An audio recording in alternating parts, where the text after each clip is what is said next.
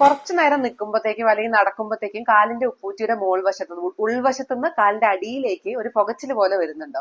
അങ്ങനെയാണ് ശ്രദ്ധിക്കേണ്ട കാര്യം എന്താണെന്ന് വെച്ച് കഴിഞ്ഞാല് കണ്ടിന്യൂസ് ആയിട്ട് ഇത് വരുന്നുണ്ടെങ്കിൽ കുറെ നേരം നടക്കുക, കുറെ നേരം നിൽക്കുക, ഈ പാറ്റേൺ ഒക്കെ ഒന്ന് മാറ്റി വെക്കുക, ഒന്ന് റെസ്റ്റ് എടുക്കുക. റെസ്റ്റ് എടുത്തതിന് ശേഷം അവിടെ സ്വെല്ലിങ്ങോ അങ്ങനെയൊക്കെ ഉണ്ടെങ്കിൽ ആ കാൽക്കുഴയുടെ അവിടെ ഐസ് പാക്ക് വെച്ച് കൊടുക്കുക.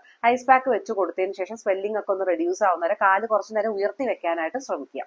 ആൻഡ് ഏറ്റവും ഇമ്പോർട്ടന്റ് ആണ് നമ്മൾ ഉപയോഗിക്കുന്ന പാദരക്ഷ, നമ്മുടെ ചെരുപ്പ് നമുക്ക് കറക്റ്റ് ഫിറ്റിംഗ് ആണെന്ന് ഉറപ്പുവരുത്തുക. അല്ലെങ്കിൽ സപ്പോർട്ടീവ് ആയിട്ടുള്ള നല്ല ചെരുപ്പുകൾ വാങ്ങി, സോഫ്റ്റ് ആയിട്ടുള്ള ചെരുപ്പ് വാങ്ങി ഉപയോഗിക്കാനായിട്ട് ശ്രമിക്കുക.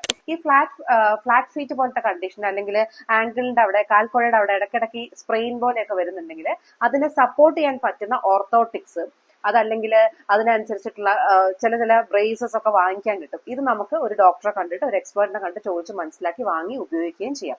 ഇതൊക്കെ ചെയ്തൊന്ന് പെയിൻ റെഡ്യൂസ് ആയി സ്വെല്ലിംഗ് ഒക്കെ ഒന്ന് കുറയുന്ന സമയത്ത്, ഈ പറയുന്ന പുകച്ചിലൊക്കെ ഒന്ന് കുറഞ്ഞു വരുന്ന സമയത്ത് തന്നെ ചെയ്യേണ്ട മറ്റൊരു കാര്യം ആംഗിൾ സ്ട്രെങ്തനിങ് സ്ട്രെച്ചസുകൾ ചെയ്യുക. ആ ഭാഗത്ത് കുറച്ച് മൊബിലിറ്റി കൊടുക്കുന്ന സ്ട്രെച്ചസ് പതുക്കെ ചെയ്ത് കൊണ്ടുവരിക. ഇത്രയൊക്കെ ചെയ്തിട്ടും പിന്നെയും ഈ കണ്ടീഷൻ മോശമാവുന്നുണ്ടെങ്കിൽ ഒരു എക്സ്പേർട്ടിനെ കണ്ടിട്ട് വിദഗ്ധമായ ഒപ്പീനിയൻ എടുത്തിട്ട് ട്രീറ്റ്മെന്റ് ചെയ്യുക.